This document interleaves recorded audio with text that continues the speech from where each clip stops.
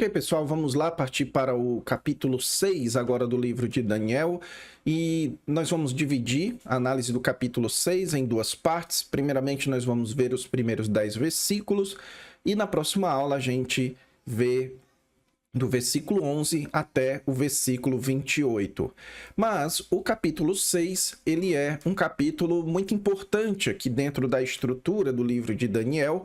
Ele é o capítulo que fala a respeito do decreto de Dário o Medo, ok? E qual é a significância aqui desse capítulo? Porque o capítulo 6, primeiro porque ele é o capítulo que encerra essa parte mais histórica do livro de Daniel. Você deve se lembrar muito bem que eu expliquei que a literatura apocalíptica, ela normalmente não, mas ela pode vir com uma seção histórica, contando ali uma espécie de pano de fundo, de ambientação histórica das visões que vão ser dadas naquele livro. É o caso do que vai acontecer a partir do capítulo 7. Então, a partir do capítulo 7, começam as visões do profeta Daniel.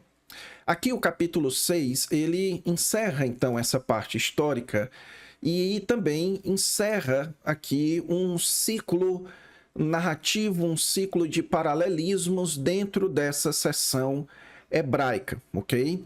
Então, que ciclo é esse? É este ciclo aqui começado do capítulo 2 até o capítulo 6.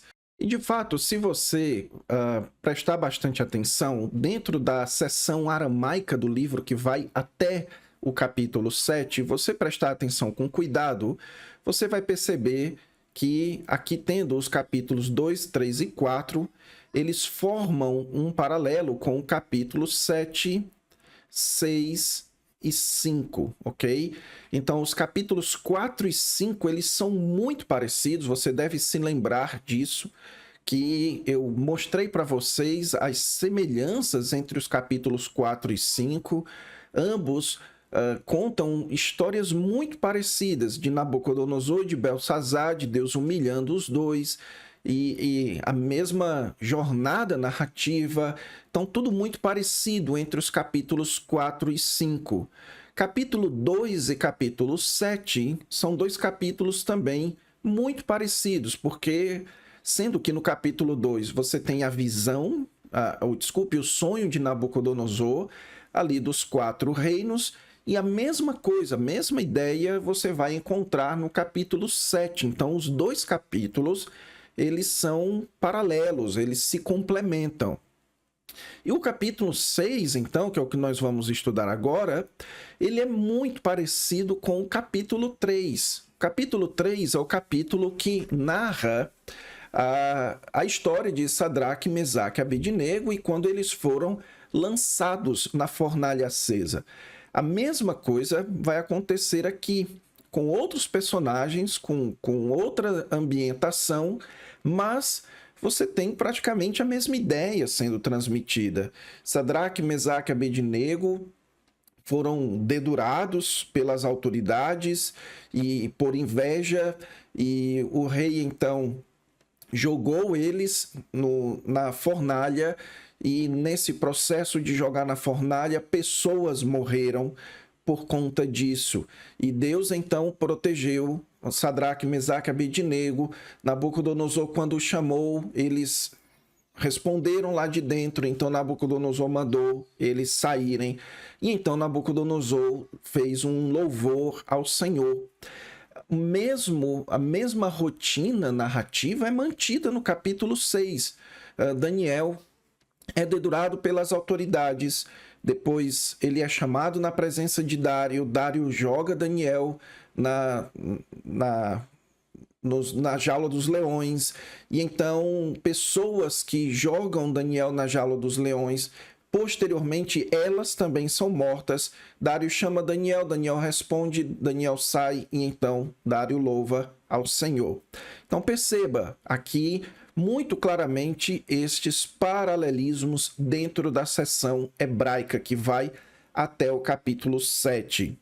No entanto, o capítulo 6, ele funciona dentro da narrativa, dentro dessa parte mais histórica, como aquele que complementa o que já começou a ser narrado ali no capítulo 4. No capítulo 4, você começa a ver a queda de Nabucodonosor, mas então Deus o restaura. E então no capítulo 5 você já encontra Belsazar, o seu neto, e ele então cai, o reino passa para Dário. E agora no capítulo 6 nós temos uma história que gira em torno de Dário. Ao final do capítulo 6, então, entra a figura de Ciro. Tudo isso serve também para nos mostrar que aqui essa sequência dos reinos, como descrito lá no capítulo 2 e como a gente estudou aqui, certo? De acordo com a minha proposta. Então, o capítulo 4 serve para descrever a cabeça de ouro. O capítulo 5 trabalha ali, certo? Em como a cabeça de ouro foi transferida, ou esse processo de transferência da cabeça de ouro para a parte do peitoral, para a parte do peito. E o capítulo 6, então, vai demonstrar aquele aspecto do porquê que o domínio de Dário ele era menor do que o de Nabucodonosor, certo? Então, por que era um reino menor? O capítulo 6 vai mostrar essa espécie de pequenez de Dário. E então, o capítulo 6 vai dar lugar ao capítulo 7, que vai descrever eventos ali no reinado de Ciro, que aqui já constitui mais a parte da cintura da estátua.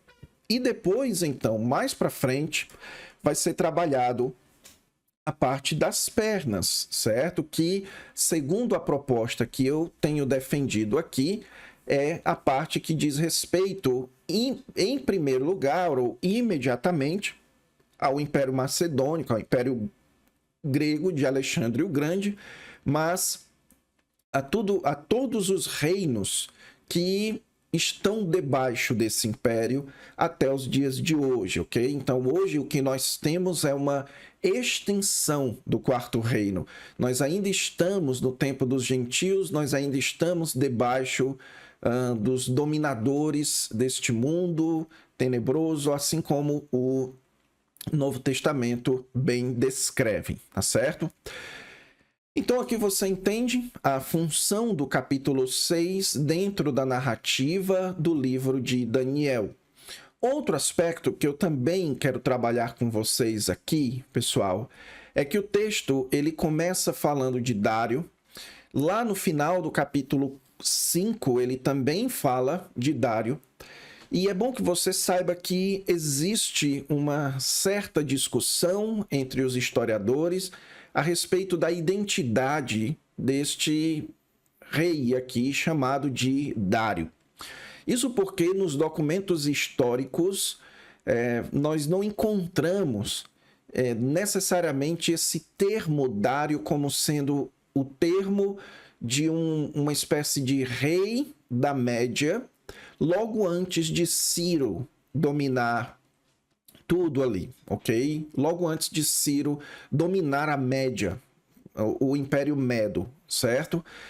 Então, os estudiosos, eles possuem algumas propostas, algumas, de certa forma, bem convincentes, mas que, de alguma forma, elas demonstram que a narrativa do livro de Daniel, ela tem, sim, uma certa plausibilidade histórica.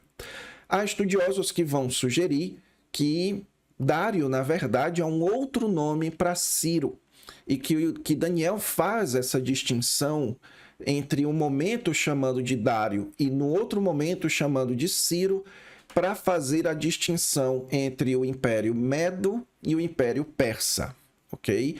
Então ele faz essa distinção. O comentário do Ronald Pearce, Teach the Text, que é um dos nossos livros base, ele defende essa tese.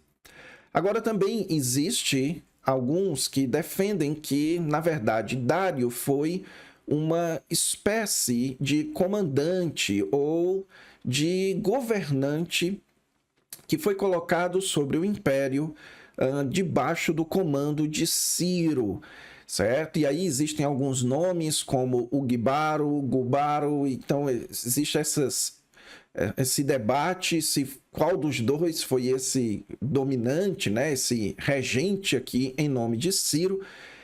Muitos estudiosos de respeito defendem essa ideia e, de fato, é uma ideia que faz bastante sentido. Mas uma ideia que, de tudo que eu li, o que eu achei que fez mais sentido por causa das referências históricas de historiadores antigos como Heródoto, dentre outros, que falam a respeito de um rei da Média chamado Ciaxares II, certo? Ciaxares II, que era tio de Ciro. E Ciaxares era neto de um rei da Média chamado Astíages. E Astíages, ele uniu seu exército junto com Ciro para que eles dominassem a Babilônia. E quando a história aqui ela é contada a respeito da transferência, né, do reino ali de Belsazar para Dário, então, no caso, Dário, que era o neto, ou o filho, desculpe, de Astíages, ele já era quem dominava ali, já estava no lugar do seu pai. Posteriormente, houve uma rebelião dos medos contra os persas, e então Ciro acabou dominando tudo ali, certo? E depondo os medos e ficando apenas com ele o domínio do império. Então, isso, no meu ponto de vista, isso explica por que o reino da Média, o reino dos medos, ele é descrito como sendo inferior, como sendo um reino menor nesse sentido, lá na estátua de Nabucodonosor. E a resposta para isso é porque o capítulo 6, inclusive, vai demonstrar, é porque Dário, se a teoria está correta, era uma espécie de alguém que estava sujeito a Ciro. Além disso, ele era sujeito à lei dos medos e dos persas, como vai ser contado no próprio capítulo 6. Então, enquanto Nabucodonosor ele era aquele que fazia as leis e tudo teria que ser do jeito que ele falava, Dário ele tinha que obedecer à lei dos medos e dos persas. Ou seja, havia ainda alguém acima de Dário. E bem, pessoal, como eu já expliquei para vocês, o capítulo 6 ele é paralelo ao capítulo 3. E o capítulo 3 foi o capítulo onde nós temos ali a fidelidade, a lealdade de Sadraque, Mesaque e Abednego sendo testada. E então, a perseverança deles em meio a esse ambiente hostil e de como Deus os preservou. A mesma coisa nós vamos ver aqui no capítulo 6. A ideia central aqui, mais uma vez, gira em torno da fidelidade a Deus, a fidelidade agora de Daniel a Deus. Esse texto vai, na sua primeira parte, até o versículo 10, exibir a fidelidade, a lealdade de Daniel a Deus. E vai exibir isso através da sua perseverança em meio a um ambiente religiosamente hostil para ele. E, mais uma vez, isso tinha um forte sentido para os leitores originais do livro de Daniel, que precisavam expressar a sua fidelidade a Deus no meio de um ambiente hostil, e que eles precisavam fazer isso perseverando. E aí um detalhe interessante também, que eu acabei não comentando agora há pouco, mas acabei de lembrar e preciso dizer para vocês, é que o capítulo 5 e o capítulo 6, eles também trazem dois elementos muito importantes e que são muito valiosos para a tradição judaica. O capítulo 5 fala a respeito do templo, dos utensílios do templo, como tendo sido rejeitado por Belsazar, ou pelo menos colocado em sacrilégio, e como Deus os julgou. Agora nós temos o aspecto da lei sendo colocado em jogo. A lei de Moisés como sendo confrontada com a lei dos medos e dos persas. E aqui então você percebe as duas instituições centrais de Israel e como os judeus precisavam perseverar ou serem fiéis a Deus, em não se corromper com esse ambiente hostil à sua identidade, aquilo que eles deveriam ser leais, que era a Deus e, consequentemente, ao templo e à lei. E como eu disse a vocês, essa primeira parte é a parte que fala a respeito da fidelidade de Deus, da fidelidade a Deus, sendo exibida através da perseverança de Daniel. E a história, ela se subdivide aqui em 3 partes, pelo menos essa primeira parte da história, onde nos versículos 1 a 3 fala a respeito do sucesso de Daniel. Então, em primeiro lugar, nós vemos aqui falando a respeito do sucesso de Daniel, versículos de 1 a 3. Depois, a descrição da inveja contra Daniel, versículos 4 a 9. E então, no versículo 10, a demonstração de perseverança de Daniel. E, mais uma vez, você vai encontrar aqui no capítulo 6 aquela construção quiástica, onde você nota que os versículos 1 a 3, eles fazem paralelo com os versículos finais do capítulo 6, que também falam sobre o sucesso de Daniel. Depois, os versículos 4 a 9 fazem paralelo aos versículos anteriores, ali desse último sucesso de Daniel, onde fala a respeito das mortes daqueles que tiveram inveja contra Daniel. E então, no centro você tem Daniel demonstrando a sua perseverança através da oração e Daniel também demonstrando a sua perseverança ao não se sujeitar ao mandamento do rei e aceitar, então, ser jogado na jaula dos leões, tá certo? Então vamos começar aqui com o texto, primeiros versículos 1 a 3. O texto começa dizendo aqui que Dário decidiu constituir sobre o reino a 120 sátrapas. Aqui a gente percebe que houve uma mudança na forma de governar, ok? Então, aqui claramente existe um processo de transição. O autor está aqui nos indicando que, portanto, o reino de fato foi transferido da Babilônia para o rei dos Medos, certo? E que eles estivessem por todo o reino. E aí o texto nos diz que sobre todo o reino, certo? Todas essas províncias, haviam 3 presidentes, dos quais Daniel era um. E então os sátrapas, eles davam conta a Daniel, e o papel de Daniel era proteger o rei, no caso aqui, Dário, tá certo? Se você quiser se aprofundar nesses elementos históricos, culturais, você pode consultar os comentários que eu indiquei na abertura aqui dessa matéria. Então, o texto prossegue dizendo que Daniel ele se distinguiu destes presidentes e sátrapas, tá difícil falar, certo? Mas, ou seja, Daniel ele se distinguiu no sentido, mais uma vez aqui fazendo um paralelo ao capítulo 1, ao capítulo 2, ao capítulo 3, onde de fato você tem os judeus e Daniel se distinguindo no meio dos demais. E aí o texto diz que havia nele um espírito excelente. Ou seja, o autor aqui de Daniel está nos dizendo que a razão pela qual Daniel se distinguiu é porque ele continha ação sobrenatural sobre ele. E o rei, então, pensava em estabelecê-lo sobre todo o reino.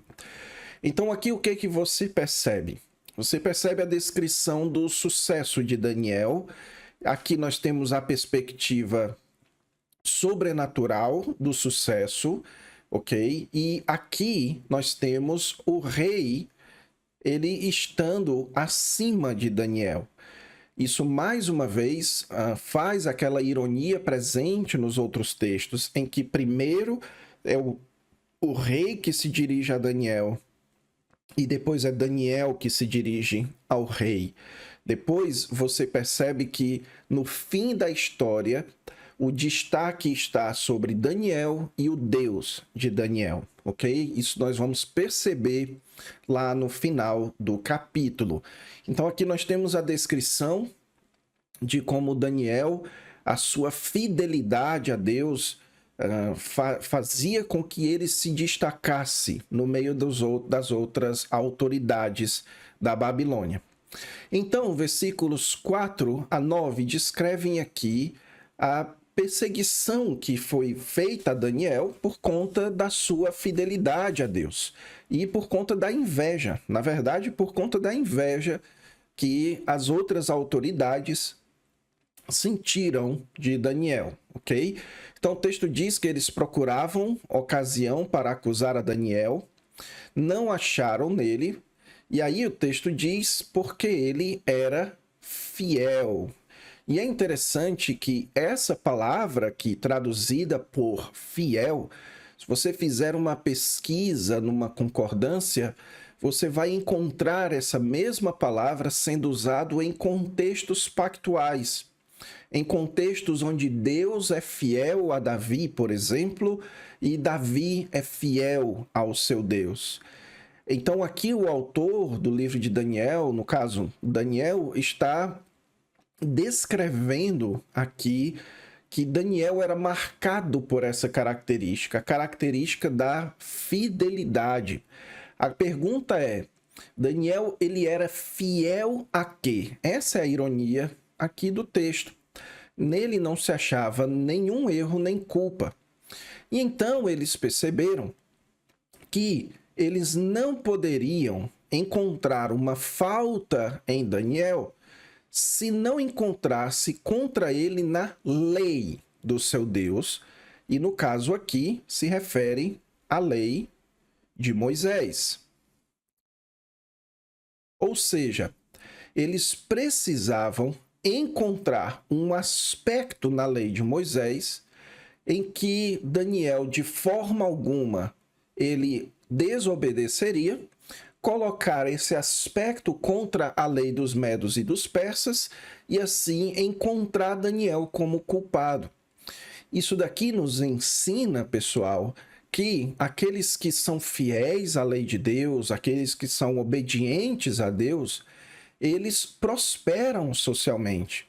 E eles prosperam socialmente porque aquilo que Deus demanda dos homens é aquilo que, na verdade, é o melhor para todos os homens. E que apenas em um ambiente de hostilidade à lei de Deus é que a nossa fidelidade, então, ela é colocada em jogo. Em um ambiente não hostil à lei de Deus, aqueles que são fiéis à lei de Deus, eles avançam, eles prosperam. Então é isso que essas autoridades aqui estavam raciocinando, que eles precisavam, então, colocar esse ambiente, ou criar um ambiente de hostilidade sobre Daniel. E então eles encontraram a seguinte solução. Eles foram junto ao rei, fizeram a saudação clássica, certo? Que é encontrada em documentos persas, mesmo que aqui você tenha um reino medo, mas aqui a cultura persa já. Todos os presidentes do reino, veja que eles fazem uma espécie de complô, né? Presidentes do reino, prefeitos, sátrapas, conselheiros, governadores, querem que o rei estabeleça um decreto e que proíba que, por espaço de 30 dias, fazer petição a qualquer deus ou a qualquer homem que não seja a ti. Existe certa discussão histórica a respeito disso, desse decreto, dessa proposta de decreto. O fato é que na cultura medo-persa não existia a adoração ao imperador. Então, quando eles propõem de fazer petições ao rei, certo? Então, aqui você não tem o rei sendo divinizado. De duas, uma. Ou então as duas ao mesmo tempo. Ou o rei estava sendo colocado como uma espécie de mediador entre os deuses e os homens, ou então, o mais provável, os historiadores sugerem, é que essa proposta de 30 dias dizem respeito a um evento histórico em que Ciro estava fazendo uma espécie de redistribuição religiosa dentro do seu reinado. E que por isso, então, isso pode ter sido utilizado como uma razão, como um motivo para que eles proibissem qualquer tipo de religiosidade daqueles que fossem estrangeiros dentro da Babilônia, certo? Então, isso é o que poderia estar por trás, mas o fato é que a intenção mesmo deles era criar um ambiente hostil sobre a religião de Daniel para acusar Daniel. E a punição, então, seria ser jogado na cova dos leões. Assim como no capítulo 3, sabe-se que esse tipo de punição, tanto de fornalha como jogando em cova dos leões, não era uma punição comum naquela época, não era algo praticado. Então, a proposta aqui era oferecer um tipo de morte singular, era aproveitar a oportunidade que eles juntavam leões, eles caçavam e então juntavam leões em jaulas, em covas, e a ideia de cova é que realmente isso era cavado no chão, esses eram grandes buracos onde os leões ficavam lá embaixo e eles só eram libertados para fazerem caças. E sendo assim, eles viviam famintos, para que quando eles fossem libertados, eles de fato fossem caçar.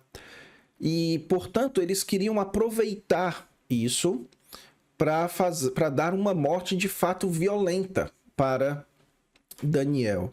E aí o texto diz que eles pedem que ele sancione, então, essa ordem, e diz para que não seja mudado segundo a lei dos medos e dos persas. Então perceba em primeiro lugar aqui o paralelo, a lei do seu Deus e a lei dos medos e dos persas, e em segundo lugar, de como Dário não poderia revogar essa lei, o que mostra que ele, no final das contas, não era a autoridade máxima ali. E então o texto diz que o rei Dário assinou a escritura e o interdito, sem talvez perceber aqui a malícia por trás dessa orientação. Assim, o que você encontra aqui nessa porção é a inveja criando então um ambiente de hostilidade. E isso traz lições para as nossas vidas, para a nossa fé no Senhor Jesus Cristo, e de como nós podemos perceber que a nossa caminhada com Cristo, quando ela é feita em um ambiente que não é hostil, ela gera avanço, ela gera prosperidade, não necessariamente prosperidade financeira, mas uma prosperidade nas suas realizações, por conta da sua fidelidade, da sua disciplina, porque você faz tudo para a honra do Senhor. E justamente para não permitir o avanço cristão na sociedade, é que cria-se estruturas para que o cristianismo ele seja paulativamente minado, para que haja um ambiente de hostilidade contra o cristianismo nesse mundo. Então essa história aqui, ela ainda se repete nos dias de hoje. O texto então termina falando a respeito do ato de perseverança de Daniel. Veja o contraste aqui, Daniel, pois... Então, existe um contraste entre as autoridades e Daniel. O fato é que as autoridades eram leais a Dário, mas Daniel não.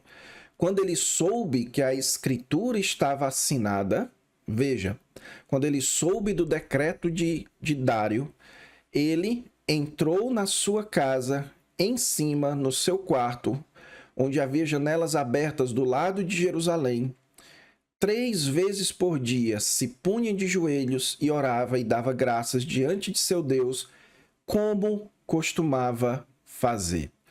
Então aqui nós temos a indicação do porquê que eles fizeram essa proposta. Porque eles sabiam que era o costume de Daniel fazer orações ao seu Deus voltado para Jerusalém.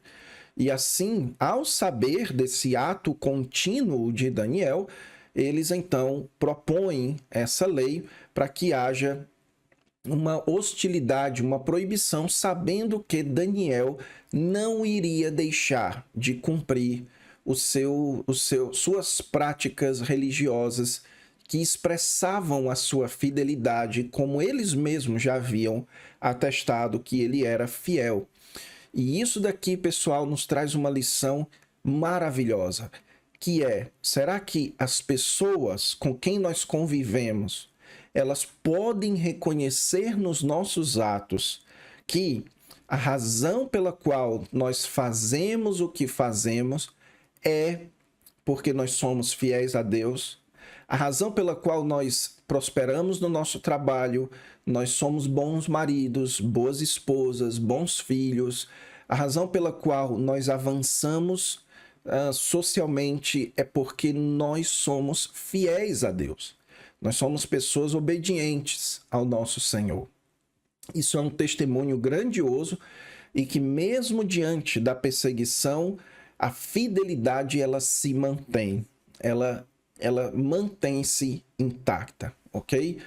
Então, com isso, a gente encerra essa aula. Na próxima aula, então, nós vamos para a segunda parte do livro de Daniel, tá bom? Ou, desculpe, do capítulo 6.